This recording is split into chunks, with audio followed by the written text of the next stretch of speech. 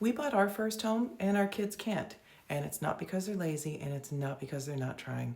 The math is just completely different now. When many of us parents bought our first place, it wasn't easy, but it felt doable with a plan.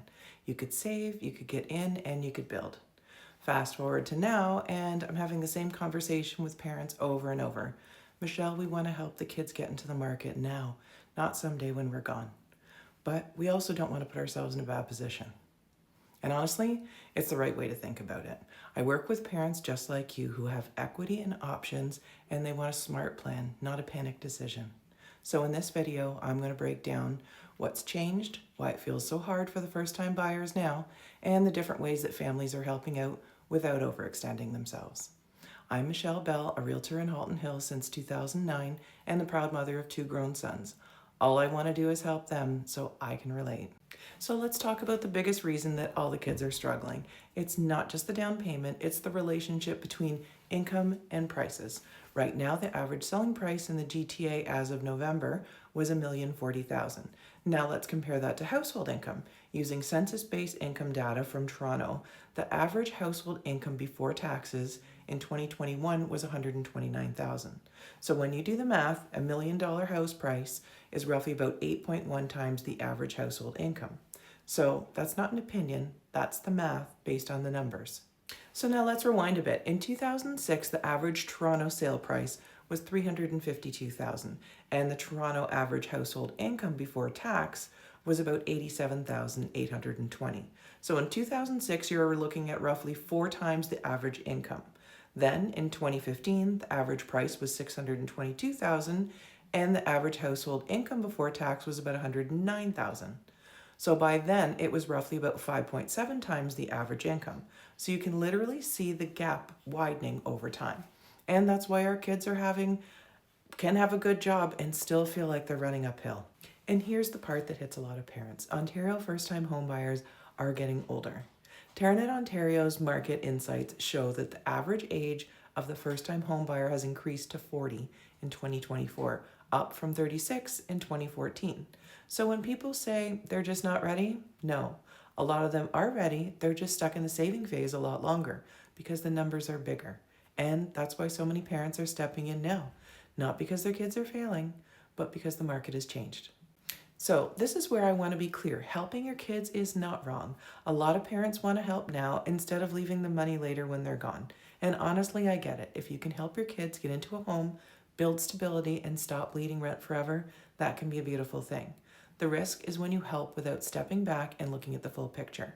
Because sometimes parents help and then 2 years later, they want to downsize or they want to retire or they need funds for their own life and realize they've tied up too much. So that's where the goal isn't should we help or not. The goal is how do we help in a way that protects us too. Let's walk through the main way that families do this. You might use one or a combo. Gifting part of the down payment. This is the most common. Parents gift funds towards the down payment so that the buyer can qualify and reduce the mortgage amount. The big thing here is it needs to be done properly, documented properly, and timed properly. Also, the question I always ask parents is, are you gifting all this and still keeping on track with your own plans?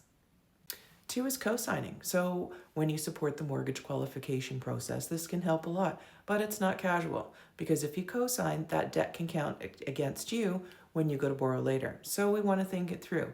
If you plan to refinance, move, buy a condo, or even a second property, or even just want flexibility, how does that co-signing affect that in the future?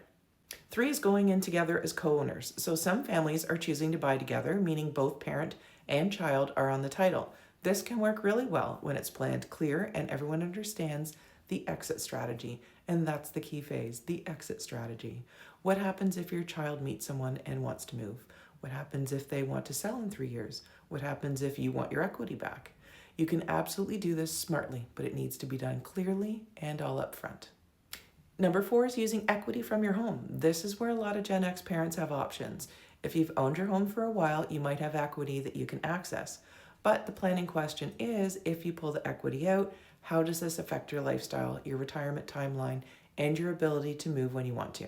Because I've seen a lot of parents help and then feel trapped in their own home after, and that's not the goal. Now here's the truth. This is not just a market conversation, this is a lifetiming conversation. The best time to make a decision like this is when it fits your life, your finances, and your future plans. Because if helping your kids means delaying your own next chapter, we need to talk about that. And if helping your kids now is the right move, we want to do that in a way that keeps your options open. Real life is families have different incomes, different equity positions, different goals, and different timelines. So the real question is, what makes sense for you and your family? If you're watching this and thinking, okay, we might want to help, here are the exact questions I would want you to answer first. Number one, what is your home worth today and what would it actually sell for in the current market? Number two, if you sell or downsize in the next few years, how does helping your kids affect what you can afford next? Three, what do you want? Do you want to retire soon, travel more, reduce your monthly costs? Four, if we help now, do we still have a buffer or are we stretching?